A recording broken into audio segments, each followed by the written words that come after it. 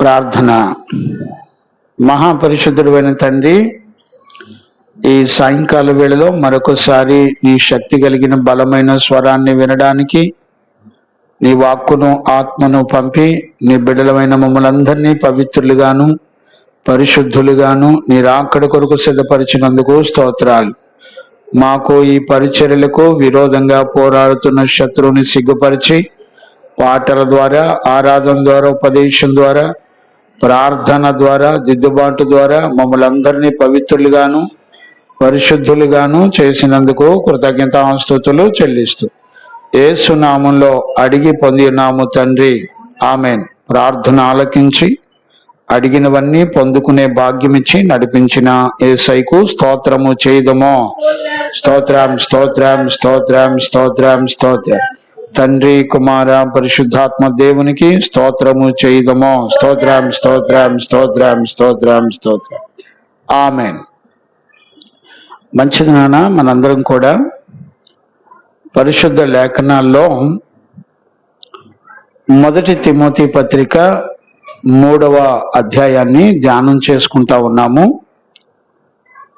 ఈ 3వ అధ్యాయంలో అతి ప్రాముఖ్యమైనటువంటి విషయాలను మనందరం కూడా ప్రభు దగ్గర నేర్చుకుంటూ మనందరం ప్రభు రాకడికి సిద్ధపడతా ఉన్నాము. ఈ 2వ అధ్యాయం, ఈ మొదటి తిమోతి పత్రిక 2వ అధ్యాయం ప్రారంభం నుంచి సంఘములో దేవుని పిల్లలు ఎలాగుండాలో ఈ విషయాలన్నీ 6వ అధ్యాయము ఇంచుమించుగా 2వ వచనం వరకు చెప్పబడడం జరిగింది. మనం గత కాలంలో దైవజనుడు, అధ్యక్షుడైన వాడు, లేకపోతే సంఘ పెద్ద, పై విచారణకర్త, కాపరి ఎలాగుండాలి అనేది అతనికి 15 సంపూర్ణమైన అర్హతలు, లక్షణాలు ఉండాలని మనందరం కూడా చదువుకుంటూ నేర్చుకుంటూ వచ్చాం. ఈ రోజు నుంచి సంఘములో పరిచారకులు ఎలాగుండాలి అనేటువంటిది మనం దేవుని దగ్గర నేర్చుకుంటున్నాం. సంఘంలో పరిచర్య చేసే వాళ్ళ గురించి పరిశుద్ధ సంఘములో పరిచర్య చేసేవాళ్ళు, వాళ్ళ అర్హతలేంటి, లక్షణాలేంటి అనే విషయాలు ఇక్కడ మనం మొదటి తిమోతి పత్రిక 3వ అధ్యాయం 8 నుంచి 13 వచనాల వరకు రాయబడిన సంగతులు మనం నేర్చుకోవచ్చు. ఇది చాలా ప్రాముఖ్యమైంది. ఈ వచనాలు ఈ 8 నుంచి 13 వరకు ఏ ఏ సంగతుల గురించి లేఖనాల్లో రాయబడ్డాయో మనందరం కూడా జాగ్రత్తగా చూసి గ్రహించుకోగలగాలి. ఒకవేళ అలా గనుక గ్రహించుకోలేకపోతే మనం ఎక్కడ మోసపోతున్నాం అనేటువంటిది మనకు తెలియకుండా జరుగుతుంది. కనుక దయచేసి ఖచ్చితంగా మనందరం కూడా ప్రభు విషయాలను చాలా జాగ్రత్తగా దేవుని దగ్గర తెలుసుకోవాలి. ఈరోజు సంఘములో మనం నేర్చుకునేటువంటి సంఘముల విశ్వాసులు, సంఘములో దేవుని ప్రజలు ఎలాగుండాలో నేర్చుకునేటువంటి ప్రాముఖ్యమైనటువంటి విషయాలు. ఇది గనక మనకి గ్రహింపు కాకపోతే ఎక్కడ శత్రువు మనతో యుద్ధం చేస్తున్నాడో తెలియదు. దయచేసి ఈరోజు రాత్రి దేవుని వాక్యం వినేటువంటి పిల్లలు దయచేసి చాలా చాలా జాగ్రత్తగా అర్థం చేసుకోవలసినటువంటి విషయాలు. చూడండి. దేవునికి మహిమ కలుగునుగాక. Praise the Lord. ఈరోజు మనందరం కూడా వచనంలో ఏమున్నాయో అసలు ఒకసారి చదువుకొని దాన్ని ధ్యానం చేసుకుందాం. చూడండి నాన్న, 3వ అధ్యాయం 8వ వచనాన్ని మనం చదువుకుందాం. అలాగుననే పరిచారకులు మాన్యులై ఉండి ద్విమనస్కులను. చూడండి, అలాగుననే అనే మాటను మనం ప్రారంభించడాన్ని చూడొచ్చు. అలాగుననే అనే మాటకు అర్థం ఏంటంటే, పైన దైవజనులను గురించి దేవుడు, లేకపోతే అధ్యక్షుడైన వాడు, కాపరైన వాడు, పై విచారణకర్త అయిన వాడు, లేకపోతే సంఘములో పెద్ద అయిన వాడు, అతనికి ఎలాంటి లక్షణాలు ఉండాలో జీవ గ్రంథంలో చక్కగా రాయబడి ఉన్నాయి. కనుక ఈ విషయాలన్నీ చాలా చాలా జాగ్రత్తగా మనం గ్రహించుకోగలగాలి. ఇప్పుడు అలాగుననే అనే మాటకు అర్థం ఏంటంటే, ఒక దైవజనుని దేవుడు అధ్యక్షుడిగా 15 అర్హతలు కలిగి ఉండాలని చెప్పిన దేవుడే సంఘంలో పరిచారకులు కూడా ఎలాగుండాలో చెప్పడం అనేది జరిగింది. అంటే అర్థం ఏంటి? పరిచారకులు ఎలా ఉండాలో స్పష్టంగా దేవుని యొక్క వాక్యంలో రాయబడి ఉంది. ఈరోజు రాత్రి అధ్యక్షుడి గురించి మాట్లాడిన దేవుడే సంఘములో పరిచర్యలు చేసేవాళ్ళు ఎలాగుండాలో మాట్లాడడం జరిగింది. ఈరోజు రాత్రి మనకు అర్థం కావలసినటువంటి విషయం ఏంటంటే, ఇది ఒక పరిచారకుడిని నియమించిన దేవుడే, క్షమించండి, ఒక అధ్యక్షుడిని దైవజనుడిని నియమించిన దేవుడే సంఘములో పరిచర్య చేసేటువంటి బిడ్డలను కూడా వాళ్ళ అర్హతలు కూడా నియమించినట్లుగా మనం చూడాలి. చూడండి, ఇది దేవుని చేత నియమించబడినటువంటి విషయాలు, దేవుని చేత దేవుడు కోరుకున్న అర్హతలు అనేటువంటి విషయాలు మనం చాలా చాలా జాగ్రత్తగా అర్థం చేసుకోగలగాలి. ఒకవేళ అర్థం చేసుకోలేకపోతే చాలా కష్టం. దేవుని చేత నియమించబడినవి అనేటువంటి సంగతి మనం గ్రహించాలి. రైట్. ఇప్పుడు ఆ మాటను మనం చాలా జాగ్రత్తగా చదువుకుందాం. చూడండి నాన్న, చదువున్నానా? అలాగుననే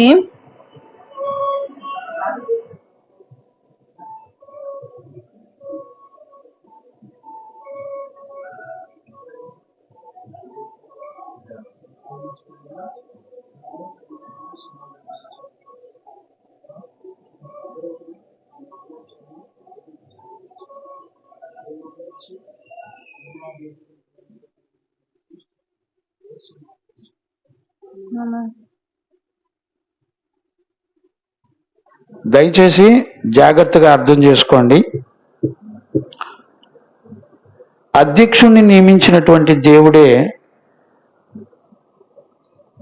ఈరోజు పరిచారకుని కూడా నియమించడాన్ని మనందరం కూడా చూడొచ్చు. పరిచారకుడు ఎలా ఉండాలో చెప్పింది దేవుడు, మనుషులు కాదు. ఈ విషయాన్ని మనం జ్ఞానంగా అర్థం చేసుకొని ముందుకు వెళదాం. చదువునానా? అలాగుననే పరిచారకులు మాన్యులయుండి ద్విమనస్కులను మిగుల మద్యపానాసక్తులను దుర్లాభమును అపేక్షించు వారునై ఉండక విశ్వాస మర్మమును పవిత్రమైన మనస్సాక్షితో గైకొను వారై ఉండవలెను. మరియు వారు మొదట పరీక్షింపబడవలెను. తరువాత వారు అనింద్యులైతే పరిచారకులుగా ఉండవచ్చును. అటువలే పరిచర్య చేసేటువంటి స్త్రీలను మాన్యులై కొండెములు చెప్పని వారును మితానుభవము గలవారును అన్ని విషయములలో నమ్మకమైన వారునై ఉండవలెను. పరిచారకులు ఏకపత్ని పురుషులను తమ పిల్లలను తమ ఇంటి వారిని బాగుగా ఏలువారై ఉండవలెను. పరిచారకులయుండి ఆ పనిని బాగుగా నెరవేర్చిన వారై మంచి పదవిని సంపాదించుకొని క్రీస్తు యేసునందలి విశ్వాసమందు బహుధైర్యము గలవారగుదురు. మంచిది. క్రీస్తు యేసునందు ఉంచినటువంటి విశ్వాసం ద్వారా వారందరూ కూడా బహుధైర్యము కలిగినటువంటి వారుగా ఉంటారని రాయబడింది. ఇప్పుడు ఈరోజు మనకు ప్రాముఖ్యంగా ఇందులో మనకేమర్థం కావాలి అనంటే, అధ్యక్షుణ్ణి నియమించిన దేవుడే, సేవకుణ్ణి నియమించిన దేవుడే పరిచారకులను కూడా నియమిస్తున్నాడు. అంటే మొదట అధ్యక్షుడు అర్థం కావాలి, ఆ తర్వాత సంఘములో ఉన్నటువంటి పరిచారకులు అర్థమవుతారు. అధ్యక్షుడైన వాడు, కాపరి అయిన వాడు, సంఘ పెద్ద అయిన వాడు, సంఘములో పై విచారణకర్త అయినటువంటి వాడు ఎలాగుంటాడో నీకు తెలియకుండా సంఘములో పరిచర్య చేసేవారి గురించి నీకు తెలీదు. మొదట సంఘానికి నాయకుడు, లీడర్షిప్ అయినటువంటి వ్యక్తి ఎలాంటి వాడై ఉండాలో నీకు అర్థమైన తర్వాత సంఘములో పరిచర్య చేసేవాళ్ళు ఎలాగుండాలో నీకు అర్థమవుతుంది. అందుకనే అక్కడ మొట్టమొదట ఈ 8వ వచనం రాసేటప్పుడు అలాగుననే అనే పదం రాయడం జరిగింది. ఈ పదం ఇంచుమించుగా 3వ అధ్యాయం 1వ వచనం నుండి దీని యొక్క విలువ ప్రారంభించబడుతుంది అని అర్థం. అంటే కోయిన్సైడ్గా ఇంచుమించుగా సేవకునికి ఉండవలసిన లక్షణాలన్నీ కూడా సంఘంలో పరిచర్య చేసే వారికి ఉండి తీరాలి. ఇది చాలా మందికి తెలియదు. ఎందుకంటే వాక్యం చెప్తున్నాడు కాబట్టి ఏదో ఒక సంఘానికి వెళ్ళిపోవడం అలవాటు. ఎవరైతే ఏంటండి వాక్యం చెప్తున్నాడు కదా, పాస్టర్ గారే కదా అనుకోవద్దు. సంఘములో పరిచర్య చేసే పిల్లల గురించి తెలియాలంటే మొదట దైవజనుడికి దేవుడు ఇచ్చిన అర్హతలు నీకు తెలియాలి. అది తెలిసిన తర్వాతే పరిచర్యలో ఉన్నటువంటి పిల్లలు, పరిచర్యలో అందరూ చేయదగిన వారైనా సంఘములో. ఇప్పుడు మనకు అర్థం కావాల్సింది ఏంటంటే, సంఘములో ఉన్న వాళ్ళందరూ పరిచర్యలు చేయగలిగిన వారై ఉంటారా అనేది మనకి తెలియాలి. ఇప్పుడు పరిచారకులు అనే మాటకు అర్థం ఏంటంటే సర్వెంట్స్ అనొచ్చు, లేకపోతే సహాయకులు. ఇక్కడ సేవలో 2 లేయర్స్ ఉంటాయి. ఇప్పుడు బిల్డింగ్ కట్టేటప్పుడు బిల్డింగ్ పైన స్లాబ్ వేసిన తర్వాత స్లాబ్ పైన మళ్ళీ ఒక లేయర్ వేయాలి. ఏ లేయర్ వేయాలంటే వాటర్ ప్రూఫ్ లేయర్ వేయాలి. ఒకవేళ వాటర్ ప్రూఫ్ లేయర్ కనుక వేయలేదనుకోండి, అది స్టాండర్డ్గా ఉండదు. అంటే ఇప్పుడు మనకేమర్థం కావాలి, ఒక సంఘ పరిచర్యలో అధ్యక్షుడైన వాడు ఎలాగుండాలో మొదట తెలియాలి. ఆ తర్వాత సంఘములో పరిచర్య చేసే వారి గురించి ఎరిగిన వారై ఉండాలి. అంటే సంఘములో ఉన్న విశ్వాసులందరూ పరిచారకులు అవుతారా? మనకెలా తెలుస్తుంది?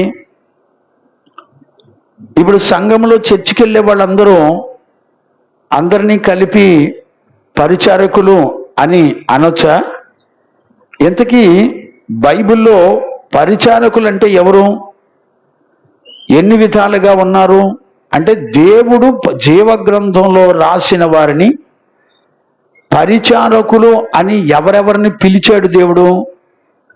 పరిచారకులు అంటే ఎలాగుంటారు, ఎన్ని రకాల గుంపులు ఉంటాయి? ఇక్కడ 1 తిమోతి పత్రిక 3వ అధ్యాయం 8 వచనాల నుంచి 13 వచనాల వరకు ఉన్న పరిచారకులు ఎవరో, వీళ్ళ గురించి ప్రత్యేకంగా చెప్పబడిందా? లేకపోతే పరిచారకులు అంటే అందరూ ఒక్కటేనా? ఎన్ని రకాల పరిచర్యలు ఉన్నాయి, పరిచారకులు ఉన్నారు, వాక్యం ఏం చెప్తుంది అనేటువంటిది ఈరోజు మనందరం కూడా గ్రహించుకోవాలి. ఒకవేళ ఈ విషయాలు కనుక నీకు తెలియకపోతే ఒక రోజున నీవు విడిచిపెట్టబడి ఆరని అగ్నిలో ఉంటావు. ఈరోజు రాత్రి దేవుని మహాకృపను బట్టి అధ్యక్షుడైన వాడు ఎలాగుండాలో ఆల్రెడీ మనం అన్ని విషయాలు 7 వచనాల్లో ఉన్నటువంటి విషయాలు దగ్గర 7 గంటలు ప్రభు యొక్క విషయాలను మనందరం కూడా నేర్చుకుంటూ వచ్చాం. ఈరోజు రాత్రి మనందరం పరిచారకుల గురించి నేర్చుకుంటున్నాం. పరిచారకులు అనే వాళ్ళు ఎలాగుంటారో వాళ్ళ అర్హతలేంటో చెప్పబడింది. చూడండి ఆ మాట 3:10 ఒక్కసారి చదువునానా. మరియు వారు మొదట పరీక్షింపబడవలెను. ఇప్పుడు చూడండి, పరిచారకులంట పరీక్షింపబడాలంట. ఒకటి పరీక్షింపబడాలి, తరువాత వారు అనింద్యులైతే పరీక్షింపబడిన తర్వాత వాళ్ళు నిందలేని వాళ్ళై ఉండాలి, పరిచారకులుగా ఉండవచ్చును. అలాంటి వాళ్ళు పరిచారకులుగా ఉండాలి. చూడండి 3 విషయాలు చెప్తున్నాడు. మళ్ళీ చదువునా, జాగ్రత్తగా అర్థం చేసుకోండి. మరియు వారు మొదట పరీక్షింపబడవలెను. ఇప్పుడు చూడండి, పరిచారకులు మొట్టమొదట పరీక్షించబడాలి, పరీక్షలో రుజువు చేయబడిన వాడై సాక్ష్యం పొందిన వాడై ఉండాలి. అలాంటి వాడు అర్హత కలిగిన వాడు అని దేవుని యొక్క వాక్యం చెప్తుంది. అంటే ఇప్పుడు పరిచారకుల గురించి మాట్లాడేటప్పుడు ప్రతి మాట వెనక ఈ 3 విషయాలు ఉండాలి. నిర్ధారణ ఉండాలి, అతడు పరీక్షించబడాలి, అతను రుజువు చేయబడాలి, అంటే నిర్ధారించబడాలి. ఒక పరిచారకుడు, సంఘములో చేర్చబడినటువంటి ఒక పరిచారకుడు, అతని జీవితం మొత్తం కూడా పరీక్షించబడి పరిశోధించబడి అతను సాక్ష్యం పొందిన వాడై రుజువు చేయబడిన వాడై నిలబడాలి. ఈ విషయాలు పరిచర్య చేసే వారి గురించి ఈ మాటలు చెప్పింది ఎవరంటే దేవుడు చెప్పాడు. అంటే చూడండి, అంటే సంఘములో ఇప్పుడు ఏమని చెప్తున్నాడు అంటే, స్థానిక సంఘములో అంటే మన సంఘాల్లో పరిచర్య చేసేవారు పరీక్షింపబడి అతను రుజువు చేయబడి అతను సంఘములో పరిచర్య చేసేవాడిగా నియమించబడిన వాడై ఉండాలి. ఇప్పుడు ఈ విషయాల్లో జాగ్రత్తగా చూడాల్సింది ఎవరంటే సేవకుడు. సంఘము అనంటే 2 లేయర్స్ కలిగి ఉండాలి. సంఘము అంటే ఒకటి దైవజనుడు ఉండాలి, రెండవది పరిచారకులు ఉండాలి. ఈ 2 లేయర్స్ కలిగి నడిపించబడేదే సేవ, సంఘము అని అంటారు. పరిచారకులు లేకపోతే కాపరి సరిగా లేకపోయినా అది సేవ అని అనబడదు. అంటే ఎంత జాగ్రత్తగా మనకి అర్థం కావాలో దీన్ని బట్టి మనం అర్థం చేసుకోవాలి. ఒకవేళ మనకు సరిగా గనుక అర్థం కాకపోతే అసలు సంఘానికి కానీ సేవకు కానీ పరిచర్య ధర్మాలకు కానీ దేనికి నీకు సంఘానికి దేవుని సంఘానికి సంబంధాలు లేవు. అంటే సంఘంలోకి వచ్చిన తర్వాత సంఘ కాపరికి ఉన్న అర్హతలు నీకు తెలియాలి. సంఘంలోకి వచ్చిన తర్వాత పరిచారకుల యొక్క జీవితాన్ని గురించి కూడా నీకు తెలియాలి. ఎవరిని పరిచారకులు అంటారు వాక్యానుసారంగా తెలియాలి. ఈ 2 తెలియకుండా సంఘంలో నువ్వు కూర్చుంటే నీకు దేవునికి సంబంధాలు ఉండవు. జాగ్రత్తగా అర్థం చేసుకోండి, నీకు దేవునికి సంబంధాలు ఉండవు. Be careful. ఈ విషయాలన్నీ కూడా స్పష్టంగా మనకు తెలిసినదై ఉండాలి. తెలియకుండా నేను చర్చికి వెళ్తున్నానండి, నేను ప్రార్థనకి వెళ్తున్నానండి, ఎవరైతే ఏంటి వాక్యం చెప్తున్నారు కదా పాస్టర్ గారు అని అనుకోవద్దు. మీరు గమనించండి, ఇవాళ రోజున 1,00,000-1,50,000 రూపాయలు ఉద్యోగం చేసేవాడు కూడా విశ్వాసాన్ని గురించి మాట్లాడుతున్నారు రోడ్ల మీద. ఉద్యోగస్తుడు నా సేవకుడు కాదని వాక్యం చెప్తుంటే నమ్మేవాడు ఎవడో లేడు. అలాంటి వాళ్ళు కోటాలు పెడితే కుప్పల జనం కూర్చొని వింటున్నారు. అసలు నీకు సంఘములో కాపరి ఎలాగుండాలో తెలియకుండా, సంఘ పరిచారకులు ఎలాగుండాలో నీకు తెలియకుండా నువ్వు సంఘంలోకి వెళ్ళి కూర్చొని నేను దేవుని రాజ్యానికి వెళ్ళిపోతాను అనేది పెద్ద డ్రామా. ఈ రోజుల్లో వాక్యంతో ఏం పని లేదండి. వాక్యంతో ఎవరికి పని లేదు. దేవుడు వాక్యంలో ఏం చెప్తున్నాడో ఎవరికీ పని లేదు. అసలు వాక్యానుసారంగా అర్హుడైన పరిచారకులు అనేవాళ్ళు ఎలాగుండాలి, సేవకుడు అనేవాడు ఎలా ఉండాలి అని వాక్యం ఏం చెబుతుంది అని చూసేవాడు ఎవడు లేడు. వీడికి ఉద్యోగం చేస్తూ 1,00,000 రూపాయలు తెచ్చుకొని ఆడు చక్కగా నువ్విచ్చే కానుకలన్నీ శుభ్రంగా తిని తాగి ఎంజాయ్ చేస్తూ వాళ్ళు ఇచ్చిన స్థలాలు పొలాలు అన్ని లాక్కొని దర్జాగా బతికేవాడు కాపరు అనుకుంటున్నారు. జాగ్రత్తగా ఉండండి. నీ ఆత్మను రక్షించుకునే విషయాలు నువ్వు దుష్టుని చేత మోసగించబడొద్దు. దేవునికి మహిమ కలుగునుగాక. ఇప్పుడు చూడండి, నేనేమంటానంటే దేవుని యొక్క వాక్య ప్రకారంగా ఎన్ని రకాల పరిచర్యలు చేసేవాళ్ళు ఉన్నారు అనేది నీకు మొట్టమొదట నీకు తెలియాలి. పరిచారకులని ఎవరెవరిని పిలుస్తారు అనేది మనకి మొట్టమొదట తెలియాలి. ఇప్పుడు చూడండి, రోమాపత్రిక 15వ అధ్యాయము 8వ వచనం 9వ వచనాన్ని చదవన్నానా? రోమాపత్రిక 15వ అధ్యాయము 8వ వచనం 9వ వచనం చదవండి. నేను చెప్పున్నది ఏమనగా పితరులకు చేయబడిన వాగ్దాన విషయములో దేవుడు సత్యవంతుడని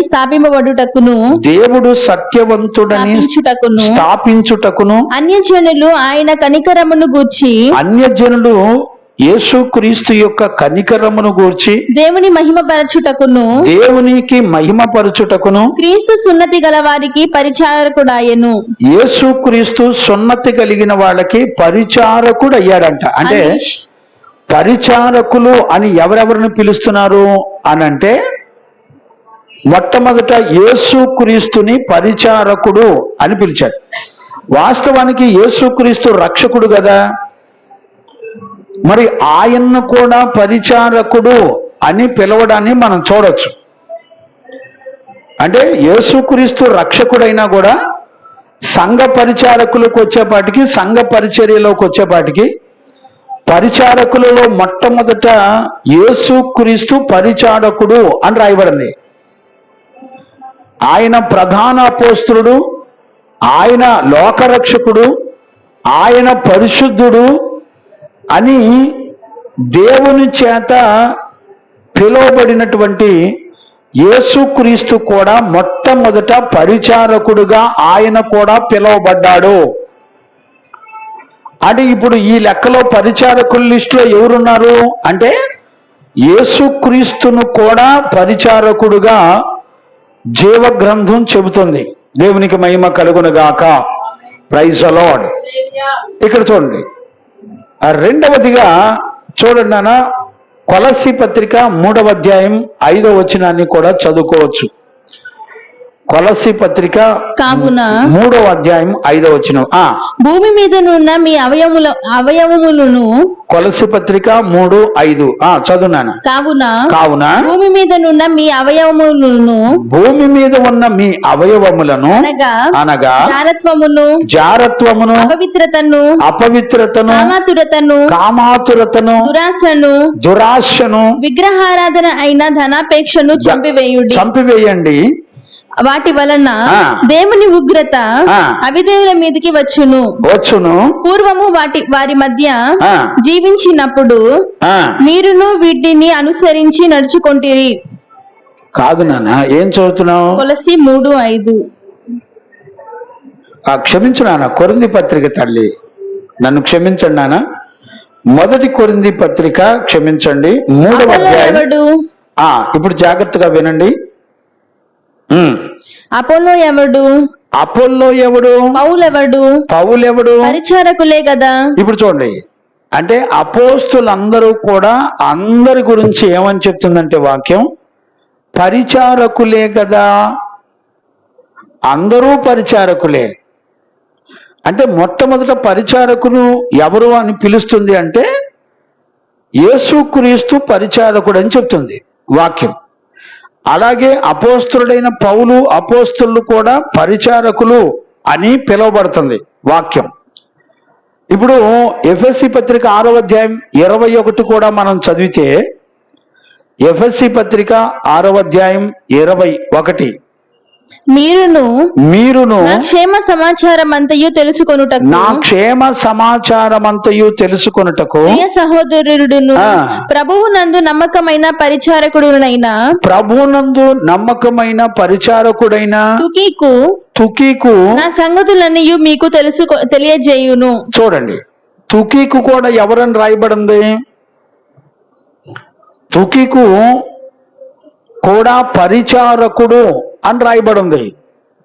కొలసీ పత్రిక 1వ అధ్యాయము 8వ వచనం కూడా చదివినప్పుడు అక్కడ రాయబడిన మాట ఏంటంటే ఎపఫ్రా కూడా క్రీస్తు పరిచారకుడు అని రాయబడింది. చదువునానా? కొలసి 1:8 చదువునానా? అతడు మా విషయంలో నమ్మకమైన క్రీస్తు పరిచారకుడు. అతడు ఆత్మయందలి ప్రేమను మాకు తెలిపినవాడు. అందుచేత ఈ సంగతి వినిన నాట నుండి మేమును మీ నిమిత్తము ప్రార్థన చేయుట మానక మీరు సంపూర్ణ జ్ఞానమును ఆత్మ సంబంధమైన వివేకమును గలవారును కనుక చిత్తమును పూర్ణముగా గ్రహించిన వారున్నాయి. ప్రతి సత్కారములో సఫలులగుచు దేవుని విషయమైన జ్ఞానమందు అభివృద్ధి పొందుచు. దేవునికి మహిమ కలుగును గాక. ఈ కొలసి పత్రికలో మనం ఏం చదివాము? ఇప్పుడు కొలసి పత్రికలో 1:8లో గనుక మనం చదివినప్పుడు ఎపఫ్రా కూడా క్రీస్తు పరిచారకుడు అని రాయబడింది. అవునా? ఎపఫ్రా అను మా ప్రియుడైన తోటి దాసుని వలన అని రాశాడు. 8వ వచనంలో ఏమని రాశాడు? నమ్మకమైన క్రీస్తు పరిచారకుడు, అతడు ఆత్మయందలి ప్రేమను మాకు తెలియజేసినవాడు. అంటే ఎపఫ్రా కూడా క్రీస్తు యొక్క పరిచారకుడు. ఇప్పుడు మనం తిమోతి పత్రిక చదువుకుంటున్నాం కదా, తిమోతి గురించి కూడా ఏమని రాయబడింది? 1 తిమోతి పత్రిక 4వ అధ్యాయం 6వ వచనంలో ఈ సంగతులను సహోదరులకు వివరించిన ఎడల నీవు అనుసరించుచు వచ్చిన విశ్వాస సుబోధ సంబంధమైన వాక్యముల చేత పెంపారుచు క్రీస్తు యేసునకు మంచి పరిచారకుడవై ఉండువు. ఇప్పుడు చూడండి, క్రీస్తు యేసునకు మంచి పరిచారకుడై ఉండుము అంటే ఇప్పుడు ఎంతమందిని నేను చూపించాను? అపోస్తులు పరిచారకులని పిలువబడ్డారు, యేసుక్రీస్తు పరిచారకులను పిలువబడ్డారు, తుకికు, ఎపఫ్రా, తిమోతి, ఎపఫ్రదీతు వీళ్ళందరూ కూడా పరిచారకులుగా పిలువబడ్డారు. అంటే ఇప్పుడు మనకి ఏమర్థమవుతుంది? పరిచారకుల లిస్టులో మొట్టమొదట ఎవరు ఉన్నారంటే అపోస్తులులే ఉన్నారు. అంటే చూడండి, మొదటి లేయర్లో అంటే అధ్యక్ష పదవిని, లేకపోతే సంఘ పెద్దగా ఉన్నటువంటి వారు, లేకపోతే ఆత్మలకు పైన విచారణకర్తగా ఉన్నటువంటి వారు, సంఘానికి కాపరిగా ఉన్నటువంటి వ్యక్తులే పరిచారకులుగా కూడా పిలువబడ్డారు. అంటే పరిచారకులు అనంటే సంఘములో దైవజనుడు చేతి కింద ఉండేటువంటి పరిచారకులు. ఇక్కడ సంఘంలో అందరూ పరిచర్య ధర్మములను జరిగించడానికి వీలు లేదు. అందరి కొరకు రాయబడిన విషయాలు కాదు అని గుర్తుపెట్టుకోండి. అంటే ఇక్కడ నేను చెప్పేటువంటి విషయం ఏంటంటే పరిచారకులు ఎలాగుంటారు అనంటే వాళ్ళు దైవజనులతో సమానంగా ఉంటారు. సంఘములో దైవజనుని దేవుడు పరిచారకులుగా లేకపోతే కాపరులుగా ఎలా నియమించుకున్నాడో, కాపరులను నియమించిన దేవుడే పరిచారకులను కూడా నియమిస్తాడు.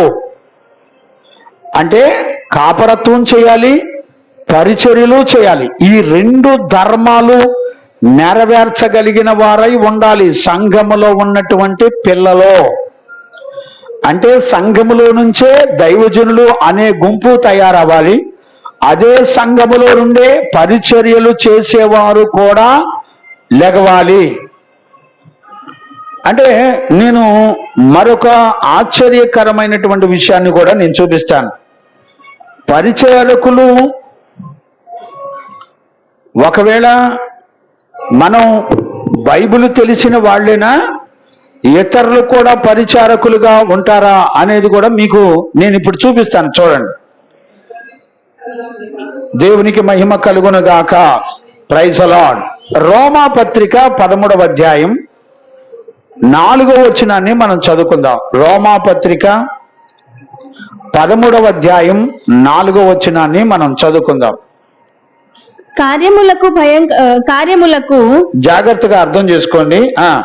భయంకరులు కారు, నీకు మేలు కలుగుటకు అధికారులు, నీకు మేలు కలుగుటకు అధికారులు, దేవుని పరిచారకులు. చూడండి, ఈ భూమండలం మీద గవర్నమెంట్ అంతా కూడా దేవుని పరిచారకులు, అంటే ఉద్యోగస్తులందరూ కూడా దేవుని చేత నియమించబడిన పరిచారకులు.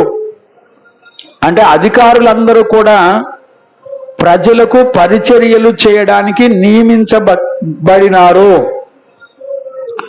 ఇప్పుడు ఈ మాటను బట్టి మనం ఏం అర్థం చేసుకోవాలి అంటే, పరిచారకులు అంటే ఎవరంటే, వాక్యానుసారంగా చూస్తే సంఘమునకు వెలుపల ఉన్నవారిని, సంఘములో ఉన్నవారికి ఎంతో మర్యాదస్తులుగాను, వారికి పరిచర్య ధర్మాన్ని నేర్పేటటువంటి వారిగాను ఉండేటువంటి వాళ్ళు. జాగ్రత్తగా అర్థం చేసుకోండి. ఇక్కడ కొంచెం ఇబ్బందికరంగా ఉంది. చుట్టుపక్కల గొట్టాలు పెట్టి సినిమా పాటలు పెడుతున్నారు. కొంచెం ఇబ్బందికరంగా చెప్పడం జరుగుతుంది. దయచేసి జ్ఞానంగా అర్థం చేసుకోండి. దేవునికి మహిమ కలుగును గాక.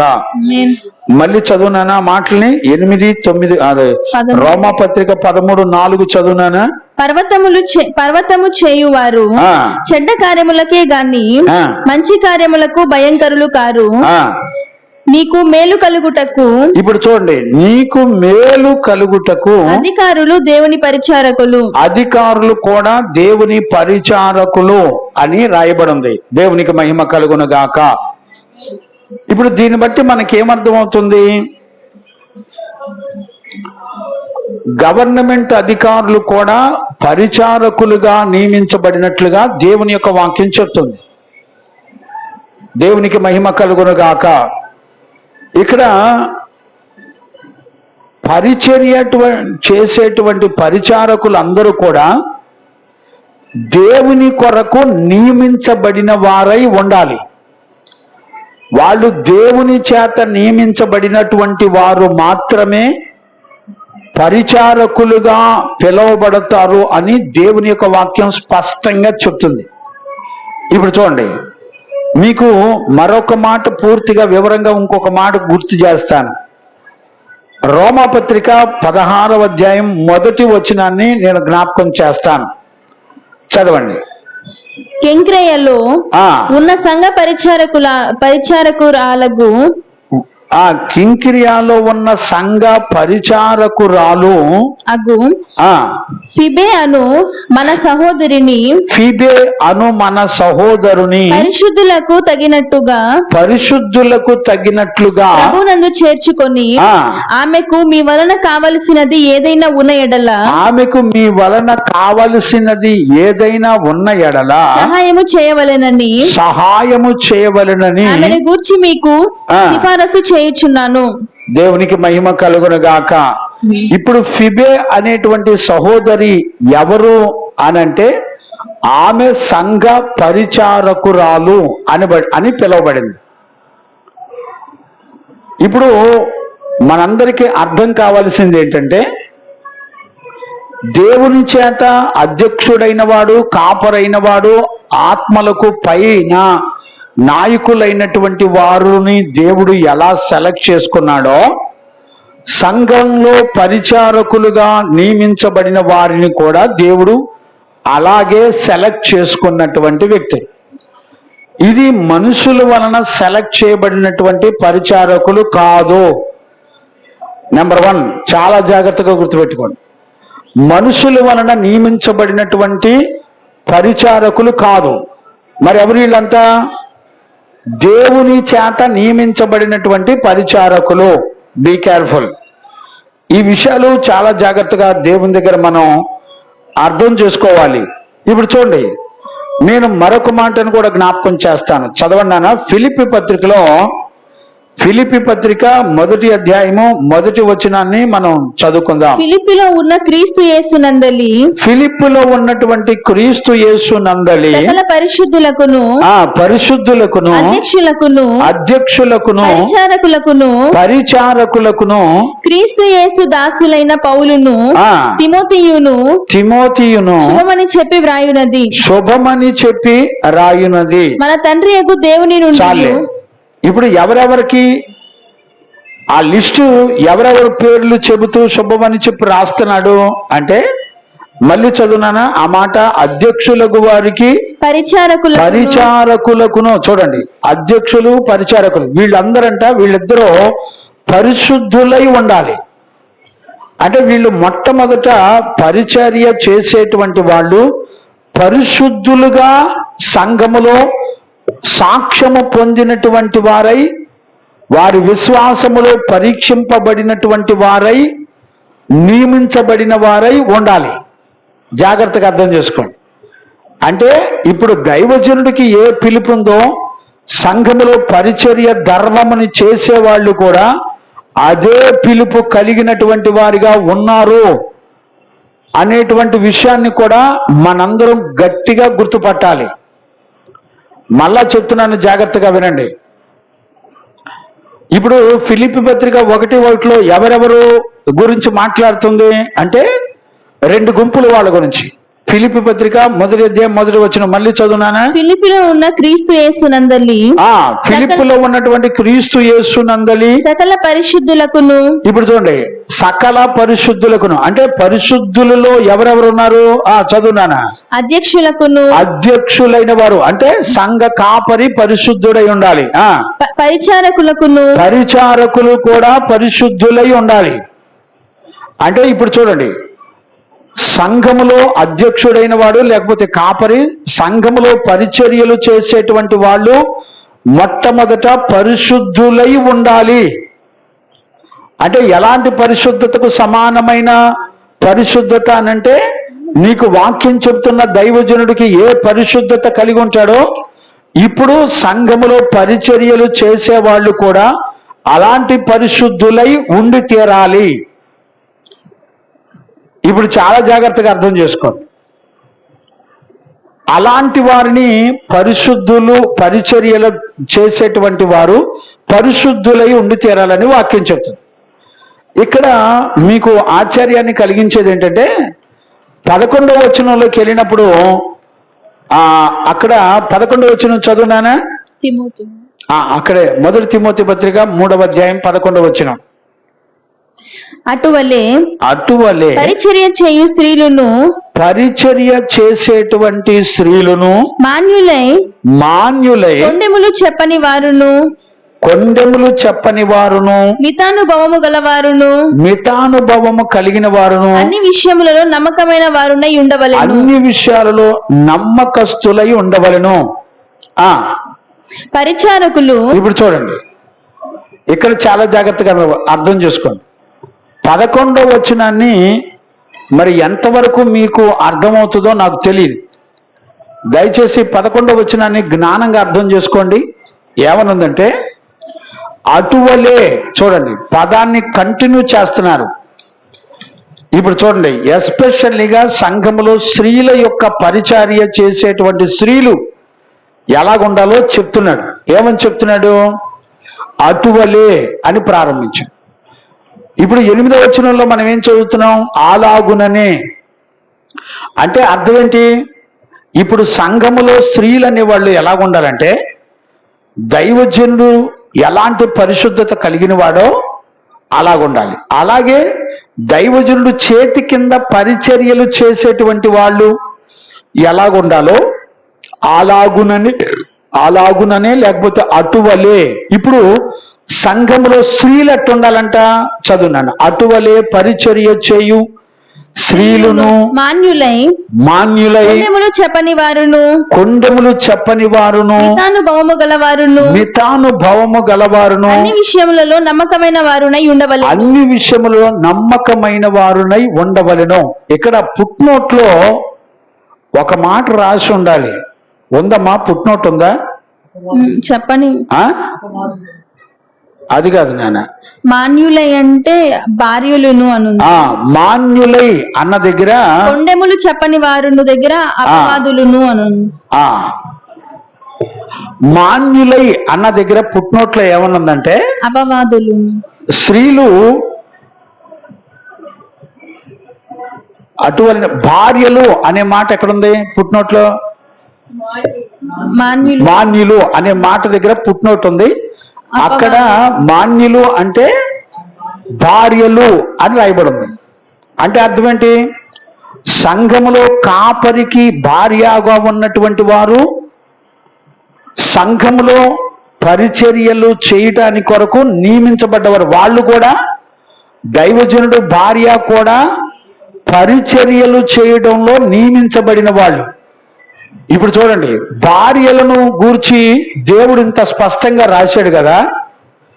మరి ఇవాళ సంఘంలో ఆడోళ్ళు పాస్టర్లుగా నిలబడి సేవెట్ట చేస్తున్నారు. సంఘ కాపరి భార్య పరిచారకురాలుగా సంఘములో పరిచర్యలు చేసేటువంటి తల్లిగా ఉండాలని దేవుని యొక్క వాక్యం చెప్తుంది.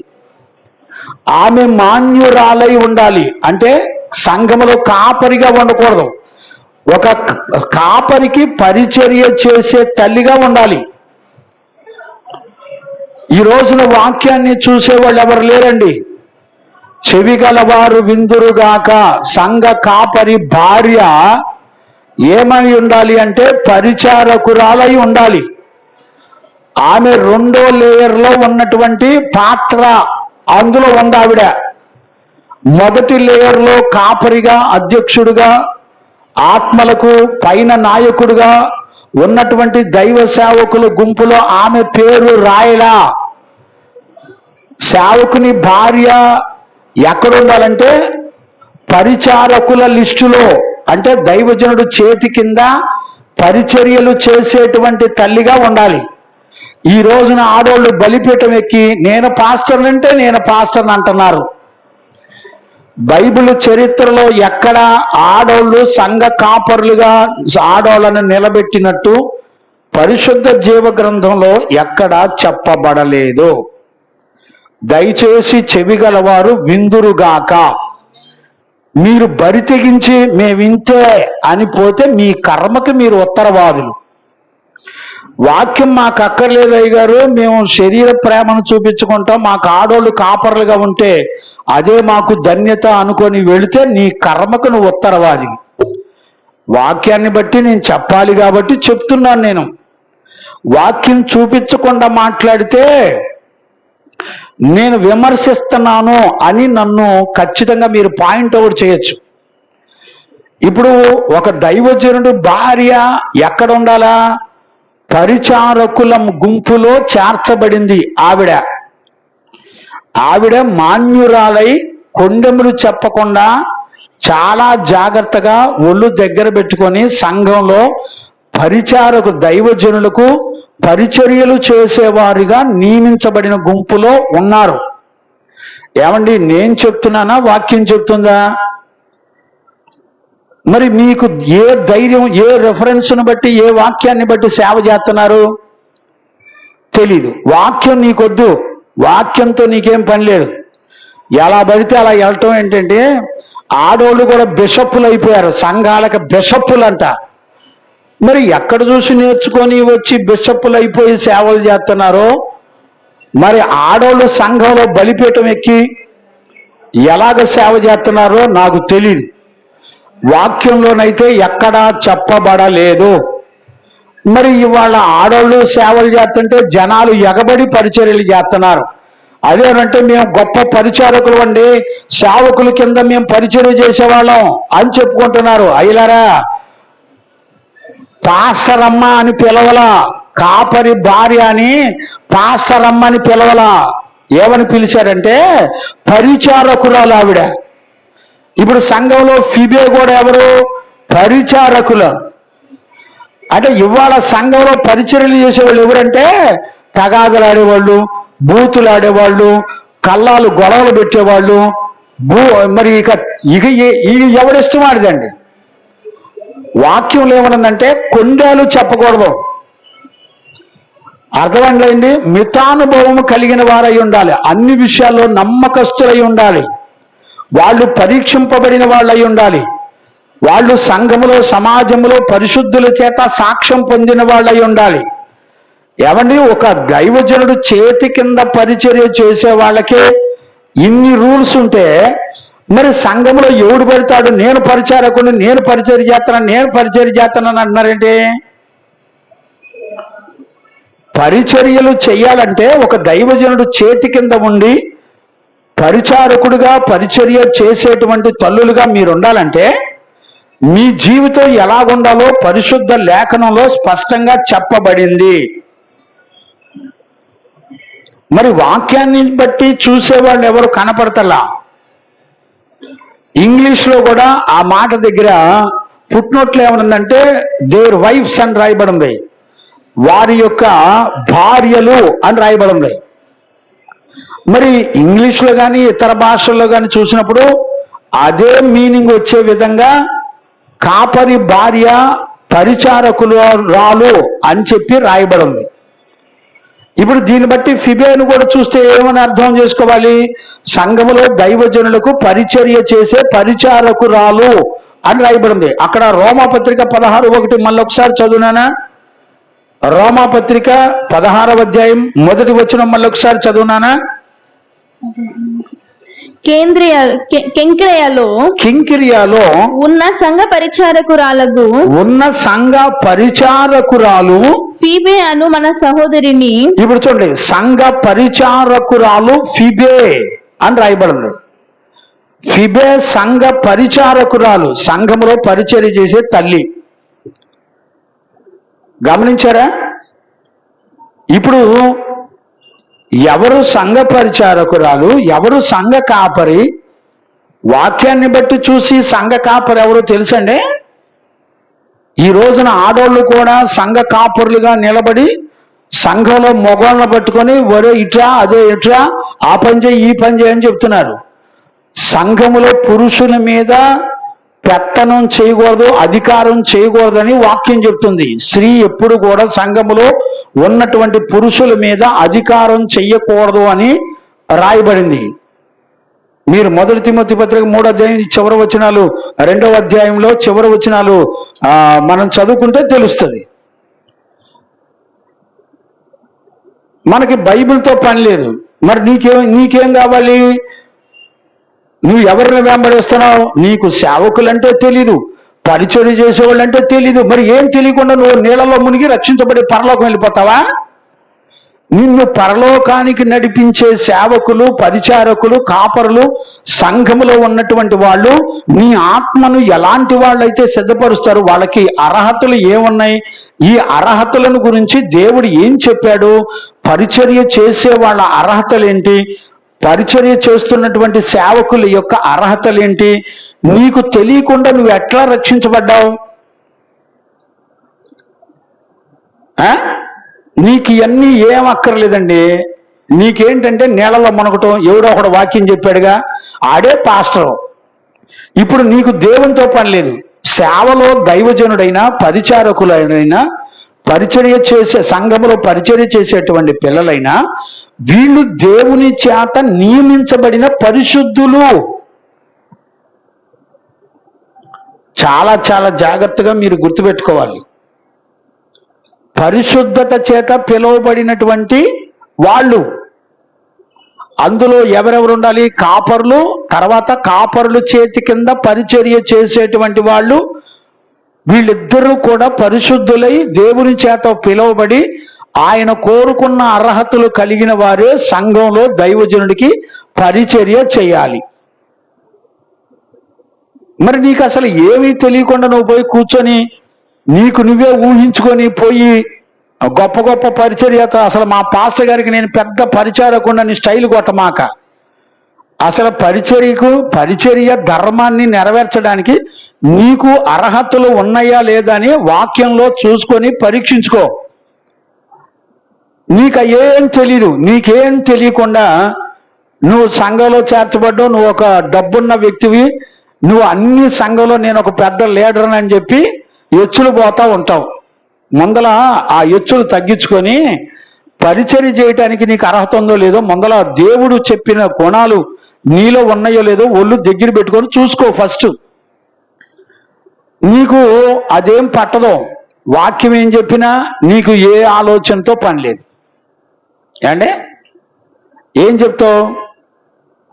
ఇప్పుడు చూడండి, నేనేమంటానంటే ఇక్కడ 1 తిమోతి పత్రికలో ఇప్పుడు పరిచర్య చేసే వాళ్ళ గుంపు 1 తిమోతి పత్రికలో చెప్పినోళ్ళు ఎవరు? మరి గవర్నమెంట్ అధికారులు కూడా పరిచారకులే, వాళ్ళు కూడా దేవుని చేత నియమించబడిన వాళ్ళే. ప్రజలకు పరిచర్య చేసేటువంటి వాళ్ళు కూడా దేవుని పరిచారకులని మనం రోమాపత్రికలో మనం ఆల్రెడీ చదువుకున్నాం. ఎక్కడ? రోమాపత్రిక 13:4లో చదువుకుంటూ వచ్చాం. ఇప్పుడు పరిచర్య చేసే వాళ్ళలో ఎవరెవరి లిస్టులు ఉన్నాయి? యేసు ప్రభు పరిచారకుడు, అపోస్తుల పరిచారకుడు, అపోస్తుల కింద తయారైనటువంటి తీతు, తిమోతి, తుకికు, ఎఫ్రదీతు, వీళ్ళందరూ కూడా పరిచారకులు అని కూడా పిలువబడ్డారు. ఇప్పుడు చెప్పండి, పరిచారకులు అనేటువంటి వాళ్ళు, పరిచర్య ధర్మాన్ని చేసేటువంటి వాళ్ళు దైవజనుడికి ఉన్నటువంటి సంపూర్ణమైన అర్హతలు కలిగినటువంటి వారు. నీకు అసలు దైవజనుడు గుణ లక్షణాలే నీకు తెలియకుండా పరిచర్య ధర్మాన్ని నువ్వు ఎలా చేస్తున్నావు? పరిచారకుడు అని నువ్వు ఎలా చెప్పుకున్నావు? నువ్వు పరిచారకుడు అని చెప్పుకోవాలంటే నీకేం తెలియాలంటే మొట్టమొదట దైవజనుడికి ఏ అర్హతలు ఉన్నాయో నీకు తెలియాలి. ఆ అర్హతలు, సేవకుడి యొక్క అర్హతలు నీకు తెలిస్తే అప్పుడు నువ్వు సంఘంలో పరిచారకుడుగా నియమించబడ్డావో లేదో నీకు తెలిసింది. అసలు నీకు దైవజనుడే తెలియనప్పుడు పరిచారకుని యొక్క ధర్మాలు నీకెలా తెలుస్తాయి? ఎవరో ఒకడు చేతి కింద పోయి కూర్చొని పరలోకం వెళ్ళిపోతానని ఎట ఊహించుకుంటున్నావు? నీకు సంఘంలో 2 ప్రాముఖ్యమైనటువంటి పరిచర్య ధర్మాలను చేసేవాళ్ళు 2 రకాల గుంపులు ఉన్నాయి. ఆ 2 రకాల గుంపుల్లో మొట్టమొదటి గుంపు ఎవరంటే అధ్యక్షులు, లేకపోతే సంఘ పెద్ద, కాపరి, లేకపోతే మీ ఆత్మలను కాసేటువంటి పైన అధ్యక్షులైనటువంటి వారు. రెండో గుంపు ఎవరు? వాళ్ళ దైవజనుడు చేతి కింద పరిచర్యలు చేస్తూ ఉండేటువంటి వాళ్ళు. వాళ్ళు ఎవరు? వాళ్ళు అర్హతలు ఏమున్నాయి? ఇప్పుడు చదువునానా 1 తిమోతి పత్రిక 3:8 నుంచి ఇప్పుడు చదువునానా? అలాగుననే పరిచారకులు అంటే అలాగునని అంటే దైవజనుడితో కూడా కలిపి పరిచారకులు మాన్యులై ఉండి ద్విమనస్కులను. ఇప్పుడు చూడండి, మాన్యులై ఉండి అంటే అర్థం ఏంటి? ఇప్పుడు జాగ్రత్తగా అర్థం చేసుకోండి. మాన్యులు అంటే అర్థం ఏంటి? గౌరవప్రదమైనటువంటి వాళ్ళు. జాగ్రత్తగా అర్థం చేసుకోండి. నిష్కళంకమైనటువంటి వాళ్ళు, గౌరవింపదగిన వాళ్ళు అంటే రెస్పెక్టబుల్ పర్సన్స్.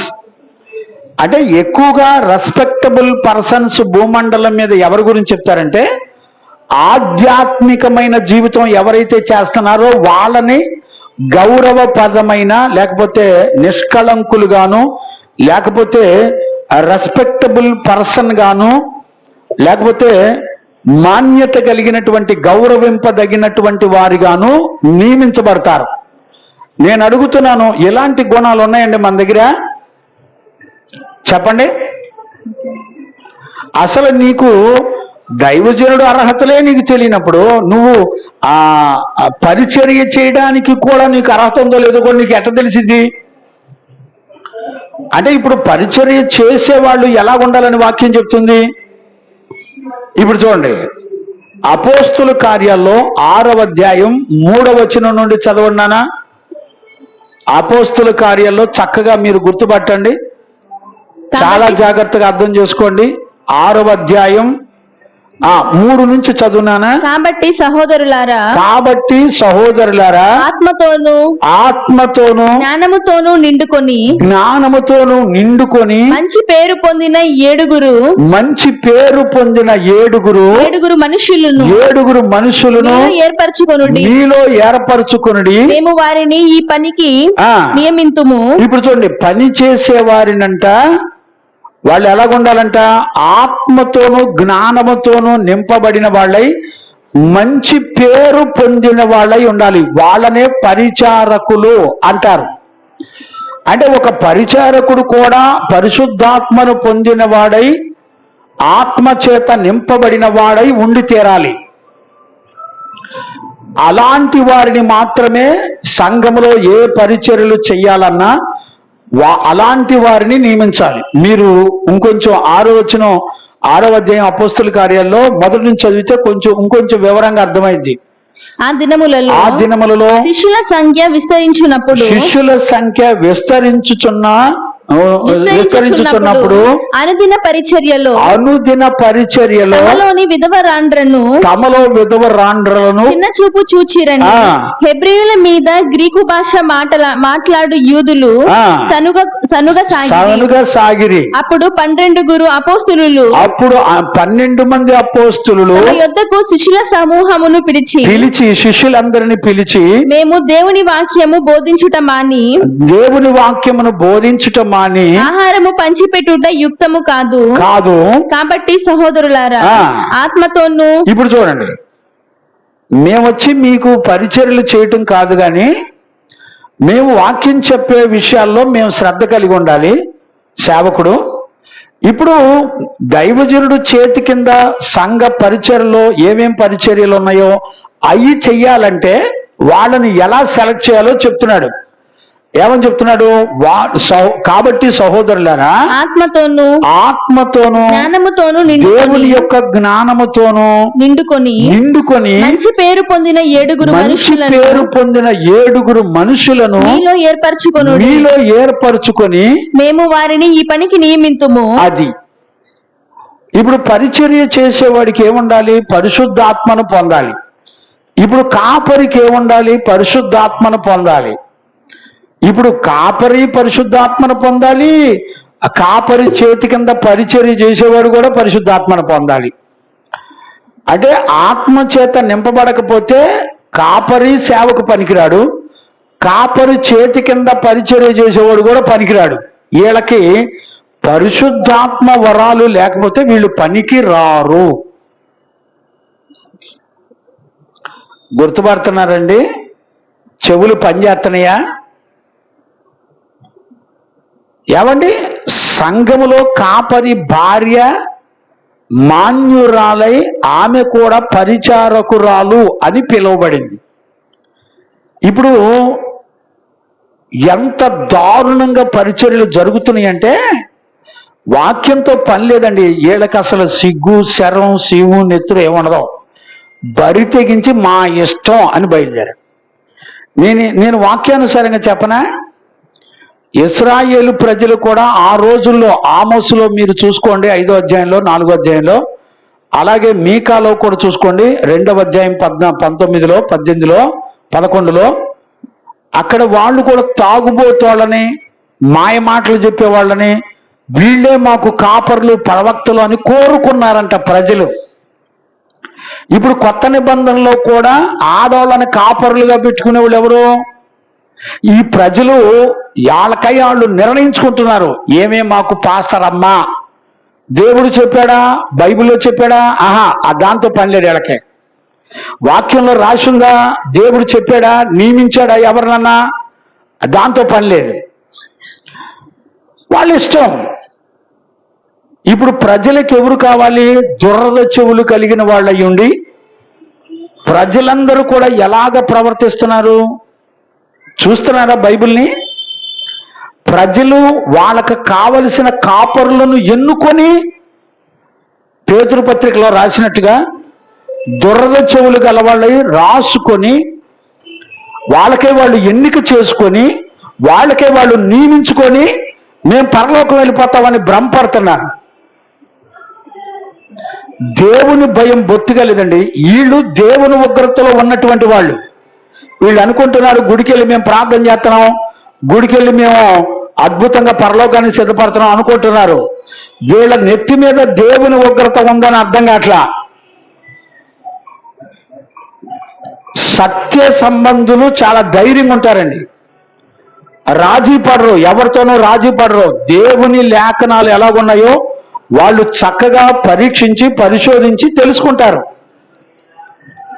లేఖనాల్లో ఉన్నదాని ప్రకారంగానే వాళ్ళు ప్రవర్తిస్తారు. దేవునికి మహిమ కలుగునగాక. ఇక్కడే 1 తిమోతి పత్రిక 3:12 కూడా చదువునానా? 1 తిమోతి పత్రిక 3వ అధ్యాయం 12వ వచనం కూడా చదవండి. ఏకపత్ని పురుషులను చూడండి, పరిచారకులు అంటే ఎలా ఉండాలంట? ఏకపత్ని పురుషుడును తమ పిల్లలను. ఇప్పుడు చూడండి, పరిచర్య చేసే లిస్ట్ లో ఎవరున్నారు? సేవకులు కూడా ఉన్నారు. వాళ్ళ గురించి ఏమని చెప్తుంది వాక్యం? తమ పిల్లలను ఇంటి వారిని బాగుగా ఏలువారునై ఉండవలెను. పరిచారకులయుండి ఆ పనిని బాగుగా నెరవేర్చువారై మంచి పదవిని సంపాదించుకొని విశ్వాసమందు. గమనించారండి, మంచి పనిని సంపాదించుకొని క్రీస్తు యేసునందలి విశ్వాసమందు బహుధైర్యము గలవారగుదురు. ఇదండి ఈ రోజుల్లో సేవకులు ఎలాగుండాలి, అందులో సేవకులు చేతి కింద పరిచర్య చేసే వాళ్ళు ఎలాగుండాలి? ఏ భయం లేదండి, ఎవరిష్టం ఆడిది.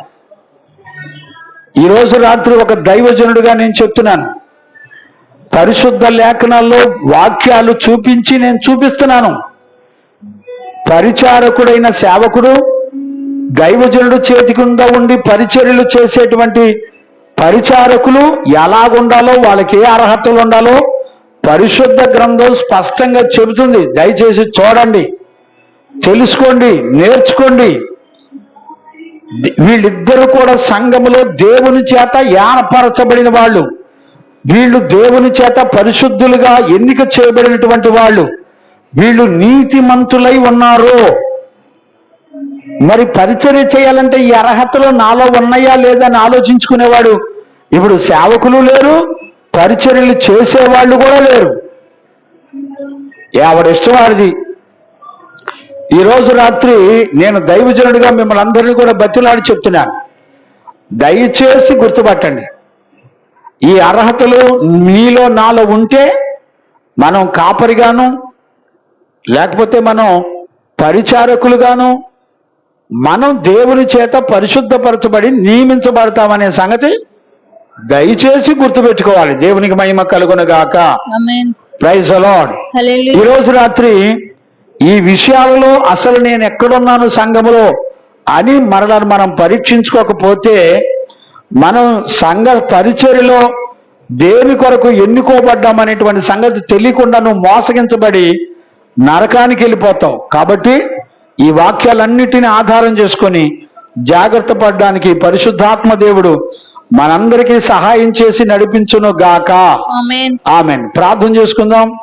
మోకరించండి, ప్రార్థన చేసుకుందాం. స్తోత్రం స్తోత్రం స్తోత్రం స్తోత్రం స్తోత్రం. మహాపరిశుద్ధుడైన తండ్రి, ఈరోజు రాత్రి సంఘములో దైవజనులతో పాటు సమానంగా పరిచారకులు కూడా ఉన్నారు అని, వారు దేవుని చేత నియమించబడిన వాళ్ళై పరీక్షించబడి పరిశోధించబడి వాళ్ళు మంచి సాక్ష్యము పొందిన వాళ్ళై సంఘములో పరిచారకులుగా నియమించబడతారు అని, సంఘ కాపరి యొక్క భార్య కూడా సంఘములో పరిచారకురాలుగా నియమించబడింది అని దేవుని యొక్క వాక్యం చెప్పబడింది. నాయన, ఈరోజు స్త్రీలు సంఘములో మేము కాపరులం మేము పాశ్రములం అంటున్నారు. నాయన, ఇది వాక్యానుసారమైంది కాదు అని మరొకసారి వాక్యములో నుండి మీరు మాతో మాట్లాడి బలపరిచి మమ్మల్ని దర్శించినందుకు కృతజ్ఞతాస్తుతులు చెల్లిస్తూ యేసు నామములో అడిగి పొంది ఉన్నాము తండ్రి, ఆమేన్. ప్రార్థన ఆలకించి అడిగినవన్నీ పొందుకునే భాగ్యమిచ్చి నడిపించిన యేసయ్యకు స్తోత్రము చేయదమో. స్తోత్రం స్తోత్రం స్తోత్రం స్తోత్రం స్తోత్రం. తండ్రి కుమార పరిశుద్ధాత్మ దేవునికి స్తోత్రము చేయదమో. స్తోత్రం స్తోత్రం స్తోత్రం స్తోత్రం స్తోత్రం స్తోత్రం. ఆమేన్. మన తండ్రి అయిన దేవుని నుండి, మన ప్రభు అయిన యేసుక్రీస్తు నుండి, పరిశుద్ధాత్మని యొక్క అన్యోన్య సహవాసము, సన్నిధి, సమాధానం ఇప్పుడు ఎల్లప్పుడూ ఆయన యందు విశ్వాసం ఉంచిన బిడ్డలందరికీ మనకును తోడయుండి నడిపించును గాక. ఆమేన్. దేవునికి మహిమ కలుగును గాక. హల్లెలూయా హల్లెలూయా హల్లెలూయా. అందరికీ వందనాలు. ప్రైజ్ లో